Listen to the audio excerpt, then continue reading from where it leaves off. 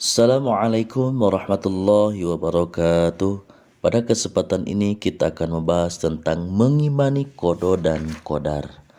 Sebagai seorang yang beriman, namun sebelum dilanjut, silahkan diklik dulu tombol like, dan bagi yang belum subscribe, silahkan klik tombol subscribe dan bagikan video ini jika bermanfaat. Bagi yang telah subscribe dan sedang menonton video ini, saya ucapkan terima kasih yang sebesar-besarnya.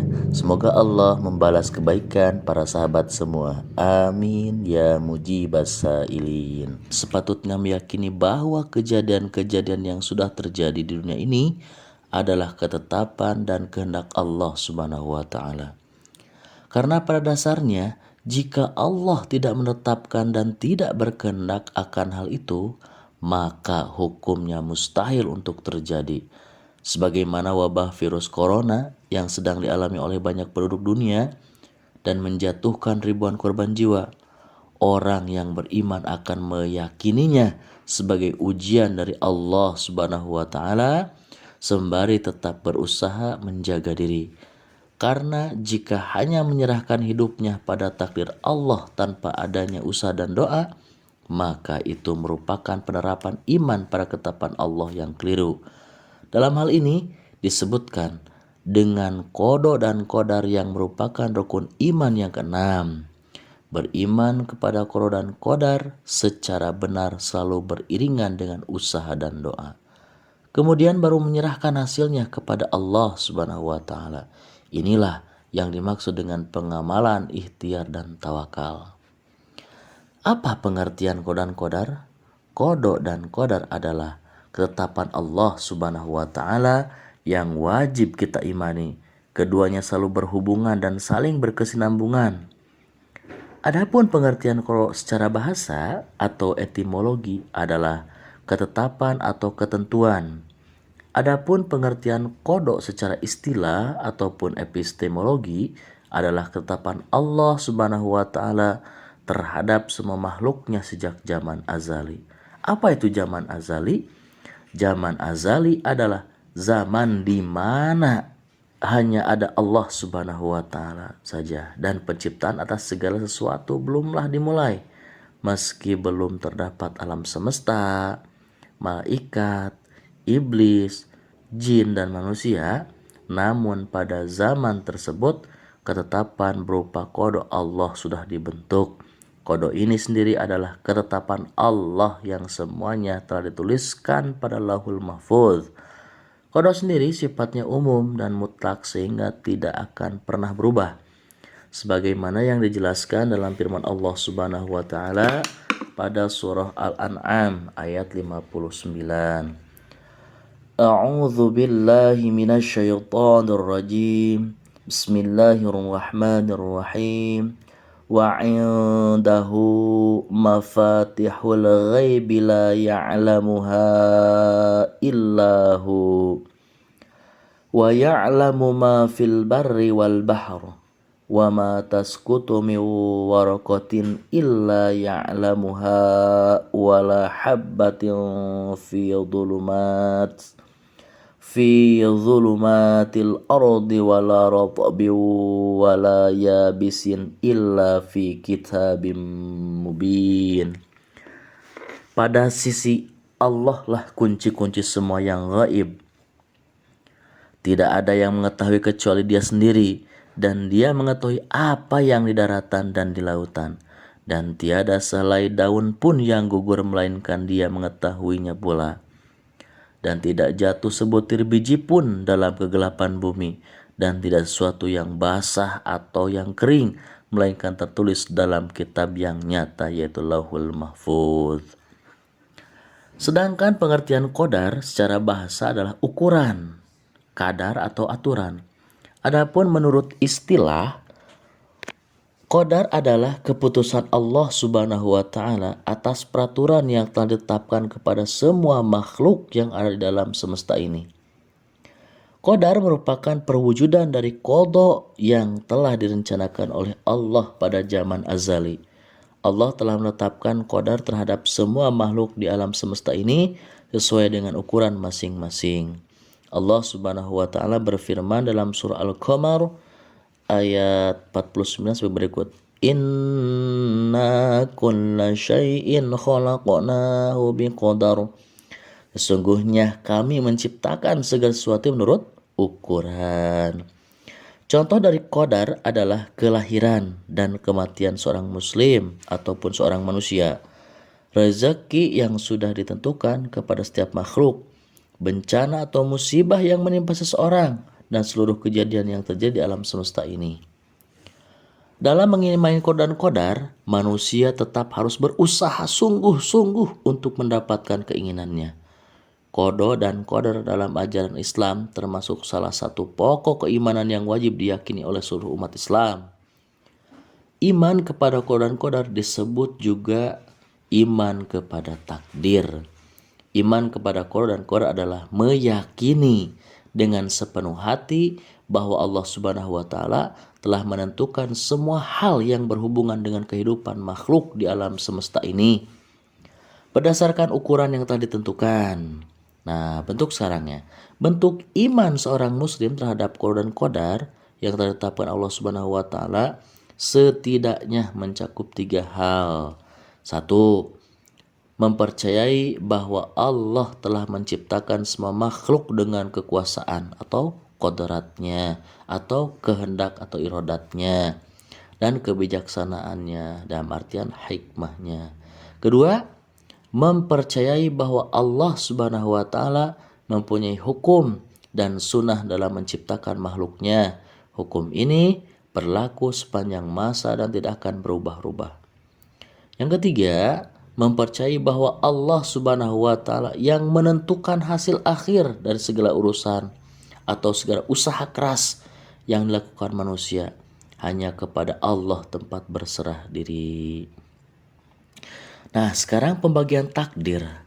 Takdir itu ada berapa? Secara garis besarnya, takdir dapat diartikan sebagai putusan Allah yang berlaku bagi seluruh makhluknya.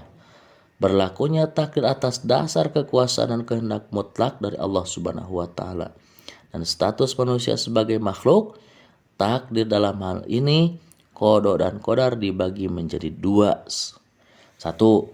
Takdir mubrom. Takdir mubrom. Takdir mubrom adalah ketetapan atas manusia dari Allah Subhanahu wa taala yang mutlak. Apa artinya? Artinya sudah pasti terjadi dan pasti dialami oleh setiap makhluknya, sehingga tak ada apapun termasuk ikhtiar manusia yang memengaruhi ketetapan tersebut. Contohnya apa? Contohnya terjadinya hari kiamat, ajal manusia, jenis kelamin manusia, sifat api yang panas, bentuk bumi, dan gaya gravitasi. Allah Subhanahu wa taala berfirman dalam surah Al-A'raf ayat 34 terkait dengan contoh takdir mubram. A'udzu billahi minasyaitonir rajim. Bismillahirrahmanirrahim. Walikulli ummatin ajal.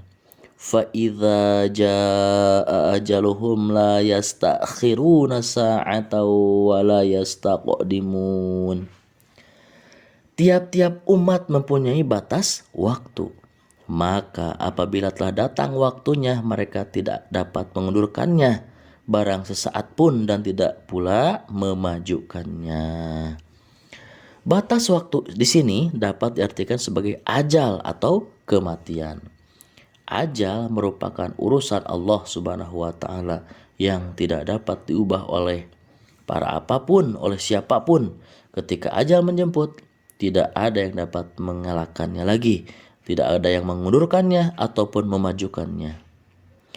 Contoh lain dari takdir mubram adalah dilahirkannya Nabi Isa. Nabi Isa tanpa seorang ayah. Yang kedua, pembagian takdir tadi adalah takdir mu'allaq. Adapun takdir mu'allaq adalah ketentuan Allah Subhanahu wa taala yang masih dan sedang berjalan sehingga hasilnya pun masih bisa dirubah dan dipengaruhi oleh ikhtiar serta kesungguhan dari makhluknya.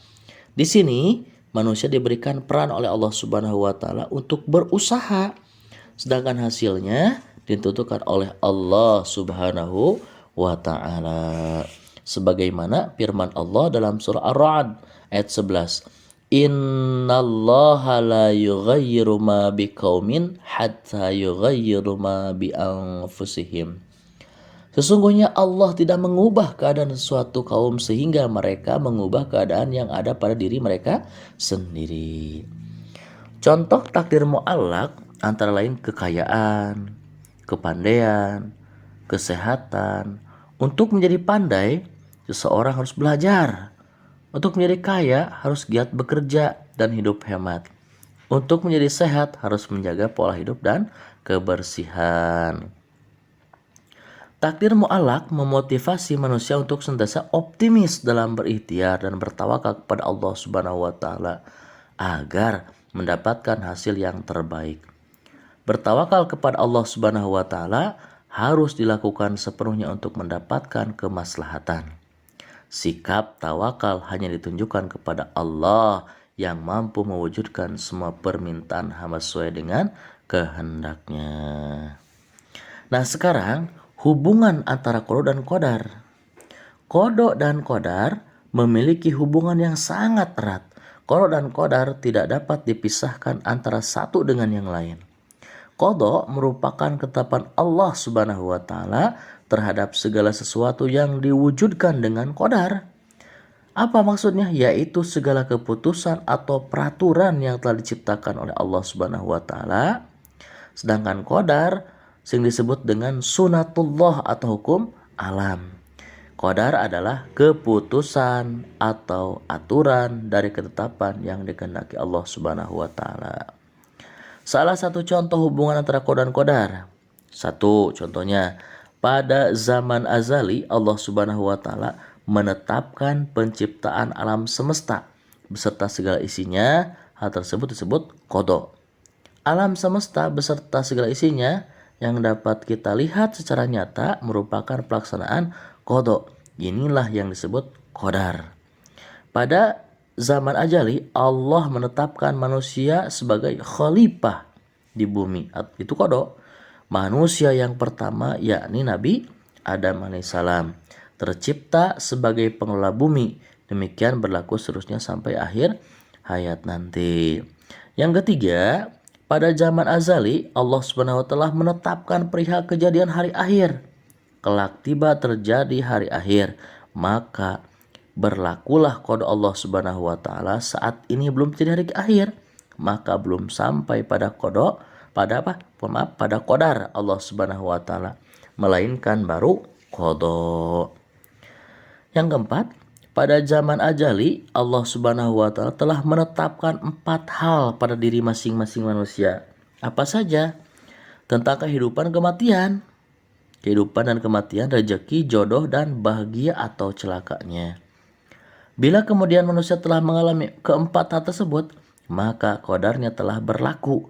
Hal ini sesuai dengan apa yang dijelaskan oleh Rasulullah SAW dalam sebuah hadis yang artinya, sesungguhnya seorang kamu telah dikumpulkan kejadian di dalam perut ibumu 40 hari. Kemudian masih berada di sana dalam bentuk segumpal daging. Setelah itu Allah mengutus seorang malaikat yang diperintahkan untuk menulis 4 kalimat, yaitu tentang ajalnya, rezekinya, pekerjaannya, dan kesenangan atau kebahagiaannya. Kemudian ditiupkan kepadanya ruh. Itu hadis riwayat Bukhari. Nah, sekarang qadar atau dapat juga disebut dengan takdir. Pasti terlaksana sesuai dengan qadanya. Akan tetapi kepastian tentang kapan pelaksanaannya hanya Allah Subhanahu wa taala yang mengetahuinya. Ketentuan Allah Subhanahu wa taala ini merupakan hak mutlak tanpa campur tangan siapapun dan dari manapun. Oleh karena itu, manusia harus mau menerima kenyataan. Kemampuan manusia terbatas pada ikhtiar untuk mengatasi kemungkinan-kemungkinan yang akan terjadi. Sedangkan berhasil atau gagal, ini merupakan kekuasaan Allah Subhanahu wa taala semata. Nah, lanjut lagi. Ketetapan seseorang telah diputuskan oleh Allah Subhanahu wa taala. Sejak kapan? Sejak manusia berada di dalam kandungan ibu. Kapan kelahirannya?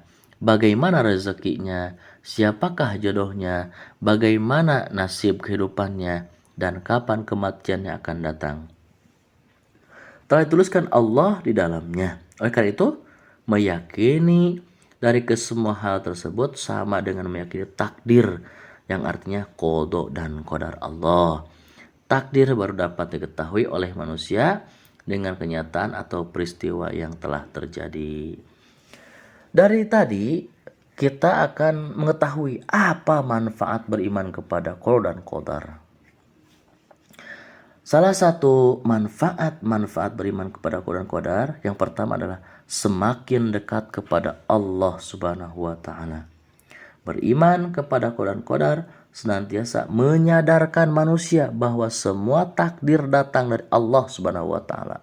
Manusia dianjurkan untuk berdoa dan berusaha dengan sebaik mungkin untuk kebaikan manusia itu sendiri. Yang kedua, menenangkan jiwa. Orang yang mengimani qada dan qadar Allah akan memiliki jiwa yang tenang. Ia merasa ikhlas dengan segala hal yang telah ditentukan oleh Allah Subhanahu wa taala kepadanya.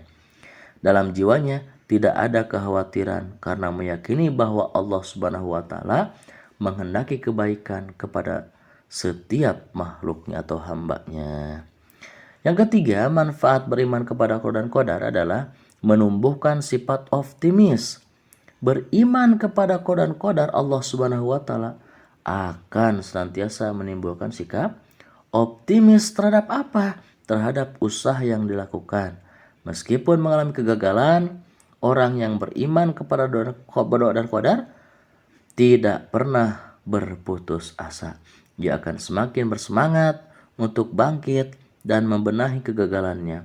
Orang yang mengalami kegagalan akan berusaha untuk introspeksi kelemahan dan kekurangannya agar bisa memperbaikinya. Itu yang ketiga. Yang keempat, senantiasa sabar dan bersyukur.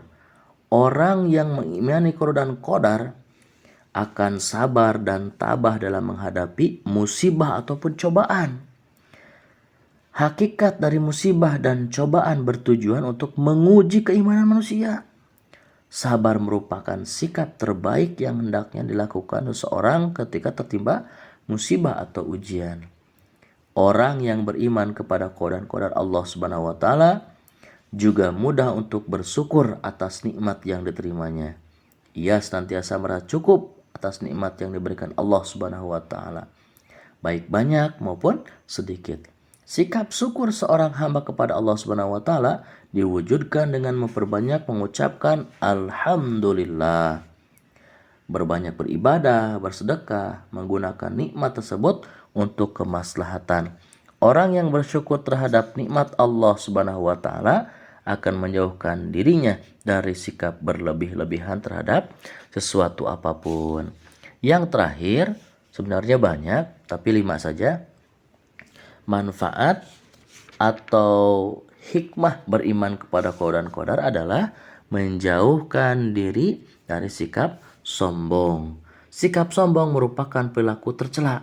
Beriman kepada qada dan qadar akan menjauhkan seseorang dari sifat sombong. Keimanan kepada qada dan qadar menimbulkan kesadaran bahwa kenikmatan yang diperoleh merupakan karunia dari Allah Subhanahu wa taala. Manusia tidak dapat berbuat apapun tanpa kehendak dan ketetapan Allah Subhanahu wa taala. Kenikmatan bukanlah hasil dari usaha manusia sendiri tanpa melibatkan kehendak Allah Subhanahu wa taala. Sikap yang timbul dari kesadaran ini adalah rendah hati terhadap orang lain.